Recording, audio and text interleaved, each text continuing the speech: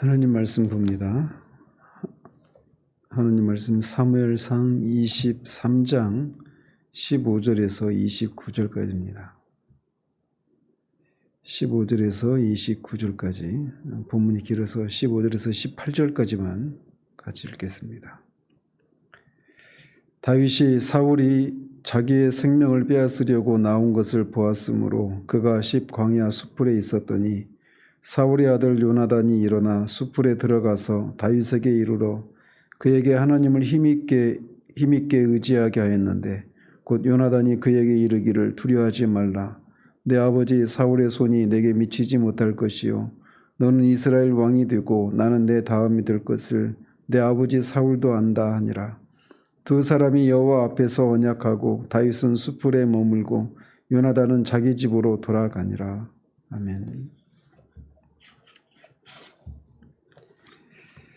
지난번에는 다윗이 그일라 사람들의 배반으로 사울에게 성 안에 갇힐 그런 위기에 처했다가 하나님의 도우심을 통해서 그것을 벗어난 사건을 살폈습니다. 오늘 본문은 다윗이 10황무지와 40황무지의 은신에 있을 때 일어났던 두 가지 사건을 다루고 있습니다. 그래서 방금 읽었던 이 본문 그곳에서는 다윗이 요나단과 다시 만나서 언약을 재확인한 그런 사건이 기록되어 있고, 그 뒤에 마지막 29절까지에서는 이 10사람들의 그런 밀고로 사울이 다윗을 추적을 제기했다가 또 블레셋의 침공으로 그 위기에서 벗어난 이 사건이 기록되어 있습니다. 15절은 다윗은 사울이 자신의 생명을 빼앗으러 나온 것을 보았기 때문에 광야 숫풀에 있었다라고 시작을 합니다. 그리고 그 소식을 들은 요나단이 그 소식을 듣고 곧장 일어나서 숫풀에 들어가서 다윗에게 이르러서 그에게 하나님을 힘있게 의지하라고 그렇게 그를 위로합니다. 제가 지난 20장을 살피면서 요나단과 다윗이 그때가 마지막 만남이었다고 잘못 전했던 것을 봅니다. 어쨌든 이제 오늘 모습이 실제로 이 둘 사이의 마지막 만남이 됩니다. 어쨌든 요나단은 다윗을 방문을 했는데 그가 다윗을 방문한 목적은 다윗이 하나님을 힘있게 의지하라고 권면한 것을 통해서 알 수 있듯이 다윗이 그렇게 사울에게 쫓기는 그런 위급한 상황 가운데 있을 때 그의 심정이 얼마나 절박하고 두렵고 또 막 억울하기도 하고 그런 마음이 있었겠습니까? 그래서 그런 다윗을 위로하면서 여호와께서 이스라엘을 사울에게서 다윗에게로 옮겨주셨다라고 이렇게 확신시켜주기 위해서 그렇게 그를 방문한 겁니다. 그 한 가지 이유가 있고, 또 하나는 자신과 다윗 사이에 맺어진 그 언약을 재확인하기 위해서 그렇게 그를 찾았던 그 두 가지 이유가 있었을 것입니다. 그러면서 요나단은 다윗에게 두려워하지 말라라고 말을 했는데 그 이유를 자신의 아버지 사울의 손이 다윗에게 미치지 못할 것이고 다윗은 이스라엘의 왕이 되고 자신은 그 다음이 될 것이다 라고 말을 하면서 그 사실을 자신의 아버지 사울도 알고 있다라고 말을 합니다.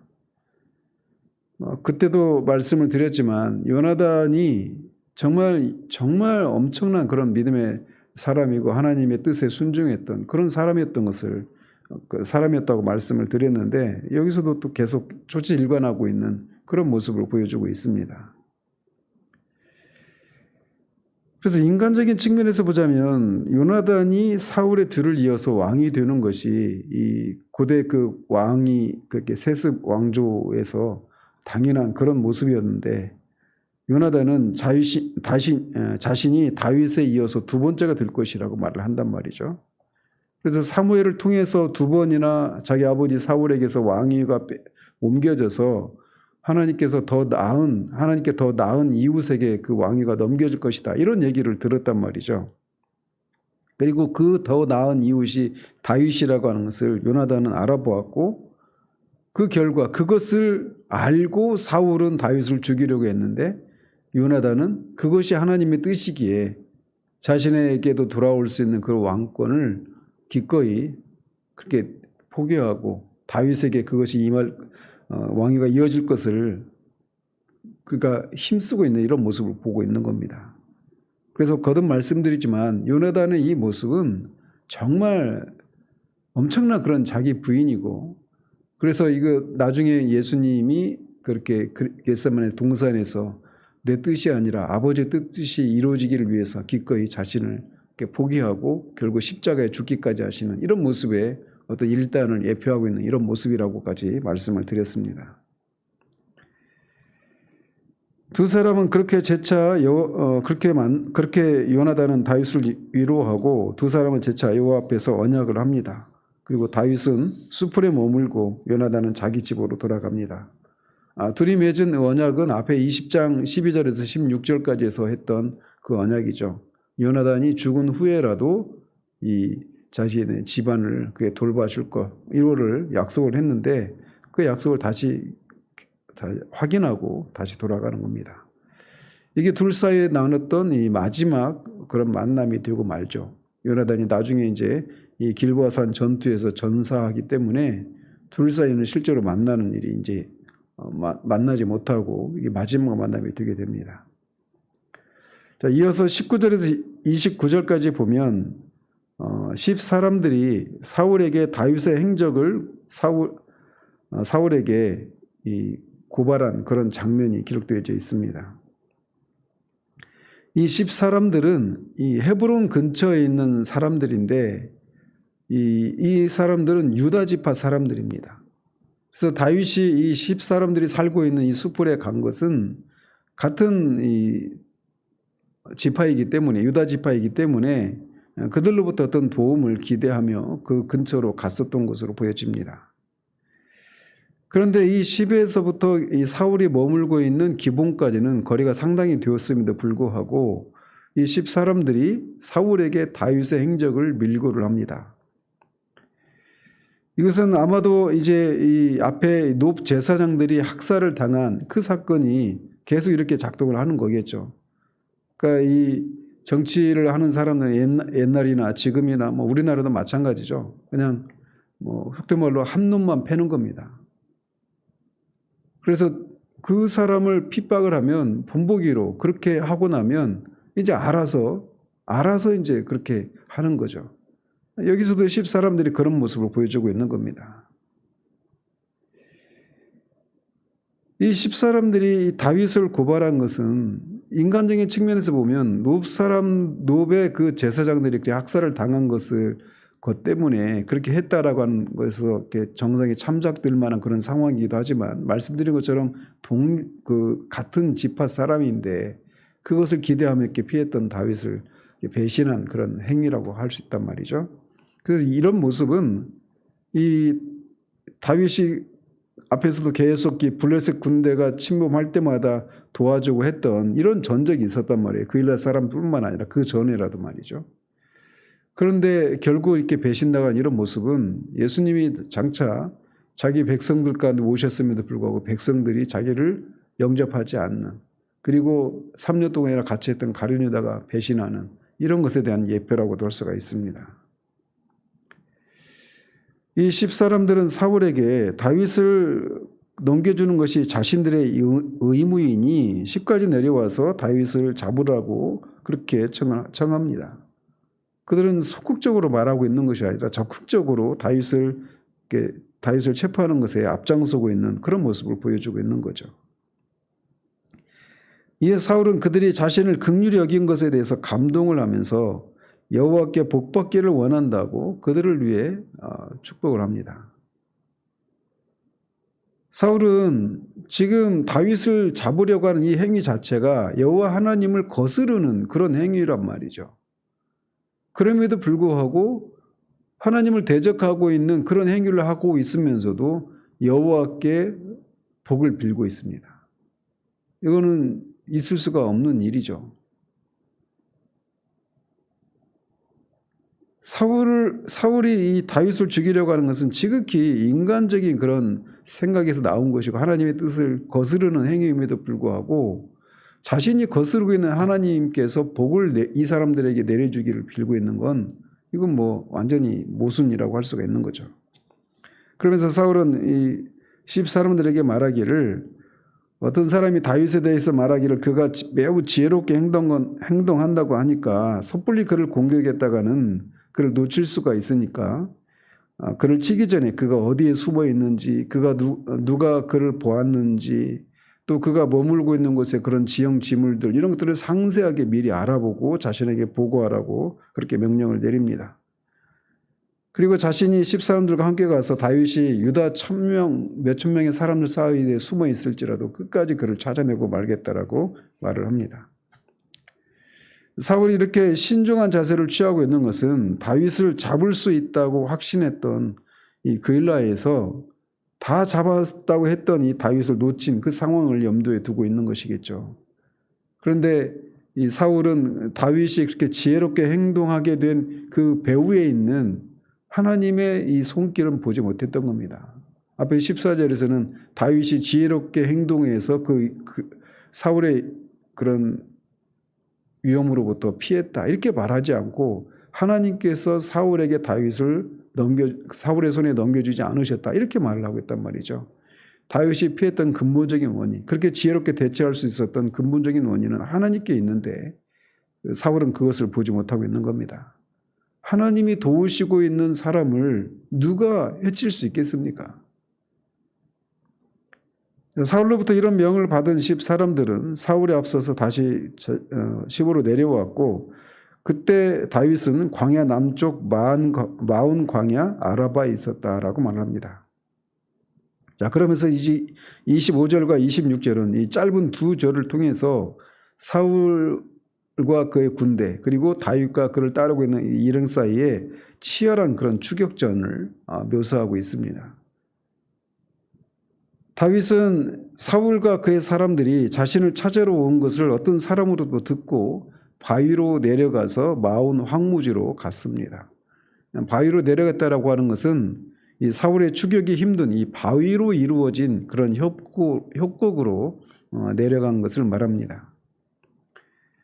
간단하게 이렇게 묘사하고 있지만 이때 다윗과 그를 따르고 있는 사람들의 심정은 어떠했겠습니까?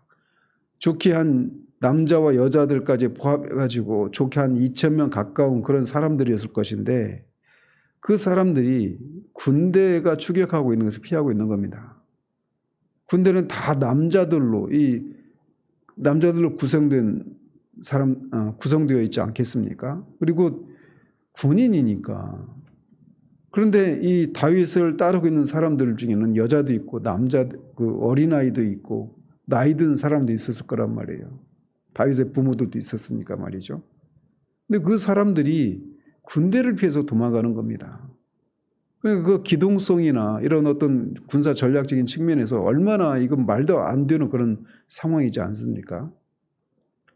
그러니 이 짧게 그냥 두 절을 통해서만 이렇게 간략하게 묘사하고 있지만, 그렇게 도망치고 있는 다윗과 그 다윗의 일행의 마음은 정말 애간장이 녹는 그런 두려움과 그런 절박한 그런 절체절명의 위기 가운데 있었던 것입니다. 그런 속에서 그들이 무엇을 했을까요? 여기는 어떤 묘사도 나오지 않죠. 그러나 그 상황 가운데서도 분명히 다윗은 하나님께 도우심을 구했을 것입니다. 그때 바로 하나님의 섭리의 손길이 나타납니다.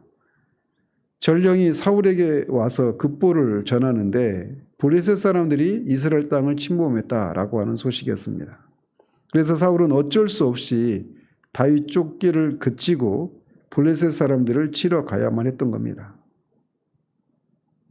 그래서 사울은 이 그일라 사람들과 달리, 그일라 안에 있었을 때 그것과 달리 다윗이 어디에 있는지 이 정확한 정보를 가지고 그를 거의 잡을 뻔한 그런 상황 가운데 있었는데, 블레셋의 침범으로 그 기회를 놓치고 만 겁니다. 다윗에게는 기쁨이었겠지만 사울에게는 이 절호의 기회를 놓친 셈이 되는 거죠. 그래서 결국 이것을 통해서 알 수 있는 것은 하나님께서 앞에 14절에서 말씀하고 있는 것처럼 하나님께서 다윗을 사울의 손에 넘기지 않으신 결과였다라는 겁니다. 그리고 다윗은 그곳을 셀라 하마느곳이라고 불렀는데, 이 셀라 하마누곳이라고 하는 말은 경계의 절벽, 분리의 절벽 이런 뜻입니다. 그래서 사울이 넘어오지 못하도록 하나님이 지켜주셨음을 기념하면서 그런 이름을 지은 것이죠. 그래서 다윗은 거기서 올라가서 엔게디 요새에 머무르게 됩니다. 엔게디 요새는 10에서 이제 동쪽으로 사해 가까운 그런 지역인데, 거기는 막 큰 바위들로 이루어진 그런 산악지대이고, 사해로 이어지는 이 동편에는 이 막 벼랑과 같은 그런 협곡으로 이루어져 있고, 거기에 많은 동굴들이 있다고 합니다. 그래서 지금도 이 도망자들이 그쪽으로 이렇게 피하기도 하고 할 정도로 그렇게 은신처로 삼기에 그런 적합한 그런 지형이라고 합니다.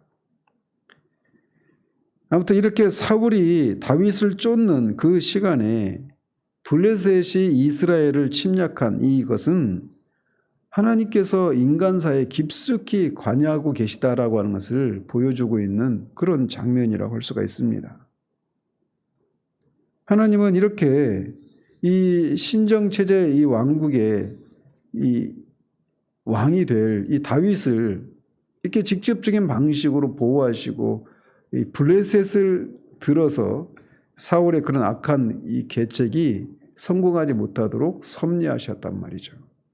그래서 앞에서도 우리가 봤던 것처럼 하나님 이런 섭리는 이런 방식으로 직접적인 방식으로도 이루어지고 또 사람들의 도우심을 통해서라고 하는 이런 간접적인 방식으로 이루어지기도 하죠. 그래서 앞에서도 미가를 통해서 이렇게 도움을 받아서 위기에서 벗어나기도 하는 이런 간접적인 방식이죠. 또는 이 사무엘이 머무르고 있었던 라마 그 나요스에 찾아왔을 때 사울과 그의 전령들이 막 그 예언을 하는 그런 직접적인 방식으로 그 다윗을 구하기도 하시는 그런 일을 하신단 말이죠.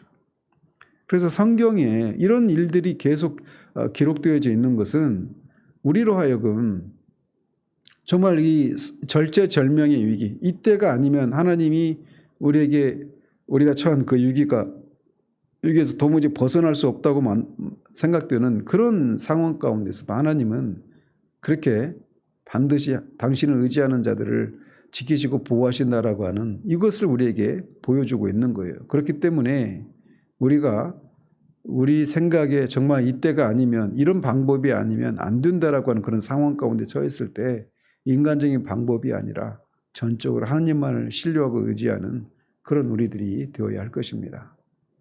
이 하루도 그런 삶을 살아갈 수 있기를 위해서 기도 가운데 주님이 우리를 만나 주시고 주님께서 우리에게 말씀해 주시기를 그런 구하는 그런 시간 되어지기를 바랍니다. 기도하겠습니다. 하나님 아버지, 또다시 다윗이 이 10사람들의 배반을 통해서 사울에게 쫓겨 다윗과 그의 일행이 정말 이 군대에게 쫓기고 있는 이 절체절명의 위기 가운데서 하나님이 블레셋 사람의 침략을 통해서 그를 건져주시는 그런 사건을 살펴보았습니다. 다윗에게 또 그의 일행들에게 이렇게 역사하신 하나님이 지금도 우리와 똑같이 그렇게 일하시는 하나님이심을 우리가 믿음으로 고백을 드립니다. 비록 군대에게 쫓기는 듯한 그런 삶은 아니라 할지라도 우리가 여러 가지 삶의 압박을 받으며 정말 절체절명의 그런 위기에 처하는 경우들이 많은 것을 주님이 아십니다. 그런 상황 가운데서 인간적인 지혜와 방법이 아니라 하나님을 의지하고 하나님이 기뻐하시는 방법대로 우리의 삶을 살아가 하나님의 그런 간섭하심을 통해 우리가 정말 하나님의 돌보심과 보호를 받고 있다라고 하는 그런 실제를 드러내는 그런 우리들의 삶이 될 수 있도록 도와주시기를 원합니다. 이 아침에도 기도가 우리를 만나주시기를 소원하옵고 우리 주 예수 그리스도 이름으로 기도합니다. 아멘.